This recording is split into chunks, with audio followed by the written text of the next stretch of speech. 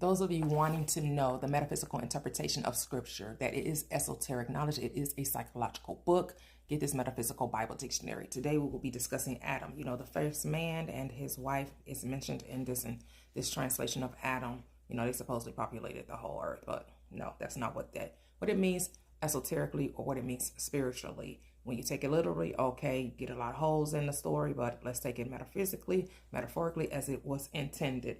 Adam, which is a Hebrew name, means red, ruddy, ruddish, firm. In the book, it says that the name of the first man of the human race, according to what? The book, the Bible. Metaphysically, however, the first movement of mind in the contact with life and substance. Adam also represents the generic man, or the whole human race, epitomized in an individual man idea. Eve is the feminine aspect of generic man, outwardly manifest. Male and female created he, them. Eve also represents the subconscious mind, which means Adam represents the conscious mind, the penetrator. The Eve, the receiver, the womb of creation.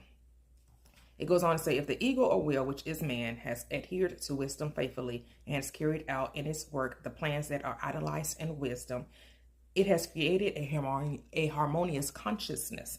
Adam in the Garden of Eden is symbolical of that consciousness, pure consciousness, perfection, holiness, set apart, wise beyond measure. Adam in his original creation was in spiritual illumination. Spirit breathed into him continually the necessary inspiration and knowledge to give him superior understanding.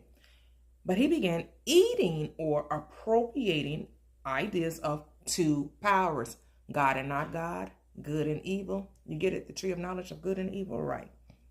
The result, so the allegory relates, was that he fell from spiritual life and all that it involves. You see, when we come here in this third dimensional plane and we take on the belief in two powers, which is eating from the tree of knowledge of good and evil, we create a God and a devil, you know, the good and the bad, the wrong and the right, the good and the evil. However, God is all things. There is not two powers. There's one power, but there is a misuse of power, and there is the correct appropriation of power, and you get to decide which one, because I said before you, life and death, good and evil, choose life. Remember that. And it is God who causes you both to will and to do according to his good pleasure. Also read Isaiah 45:7 and Deuteronomy 32 and 39. If you want to see that, 32 and 39. If you want to see that, yeah, it's all you, boo. It is nothing outside of you. You want to know more about metaphysical interpretation of the Bible? Follow on Life for More. Comment if you have a specific term that you want me to relate to you.